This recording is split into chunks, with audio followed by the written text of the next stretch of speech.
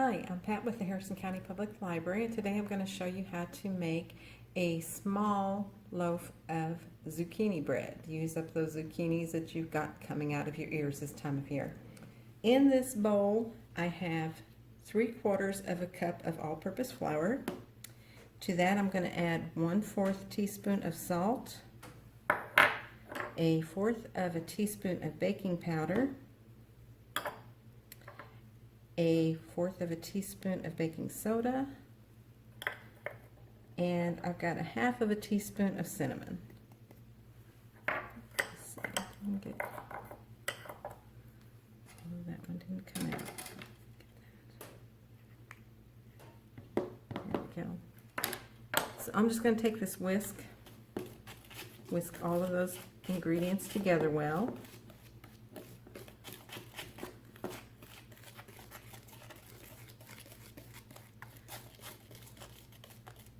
Once it's well blended, just tap your whisk and get your powders off of it and set this to the side. Then I've got another bowl. To this I'm going to add my wet ingredients and a little bit of dry. We have 1 whole egg, 2 tablespoons of vegetable oil. Your favorite vegetable oil will do. I have 1/4 of a cup of applesauce. That's going to lighten this up, and usually your fruit breads have a whole lot of oil. We're substituting some applesauce for some of the oil. Okay. And to that, I'm going to add 2 tablespoons of brown sugar and 1/4 cup of white sugar. Okay, then I'm going to whisk all of that together.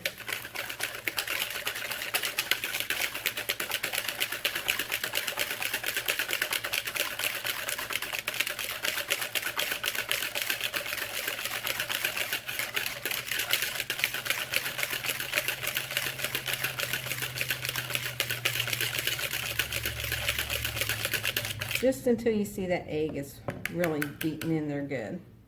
Okay, I'm not seeing any egg whites separated. Now to this, I'm going to add 3/4 of a cup of grated zucchini.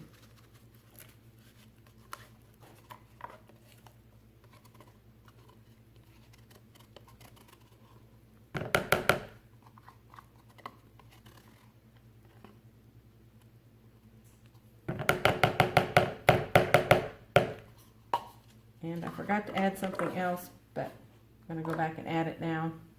I've got a teaspoon of clear vanilla here. Any vanilla will do, your favorite vanilla. Just throw that in with your wet ingredients and stir all of that together really well.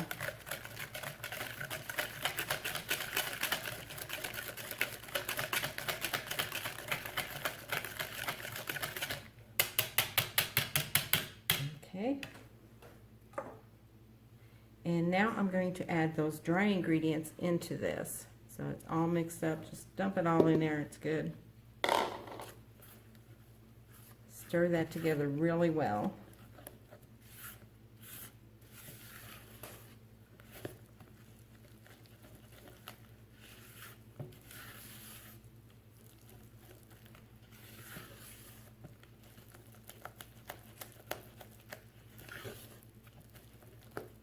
Okay, now is the time, if you liked nuts or raisins in your zucchini bread, you could add that in, or you could bake it just like this would be fine. I really like raisins in my zucchini bread, so I'm going to add in about 2 tablespoons of raisins. What I've done with my raisins is chopped them up really small because I like to have raisin all throughout it. So I'm going to add that in there right now.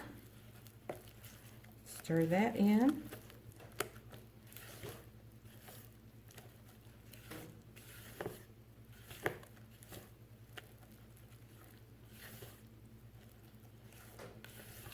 Okay. That's It's looking like it's pretty good.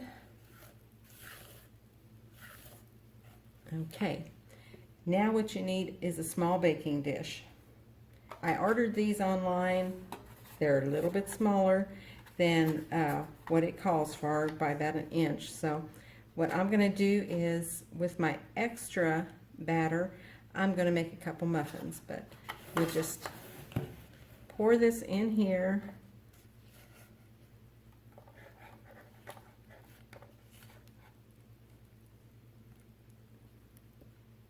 And you want to get it probably about half to 2/3 of the way full.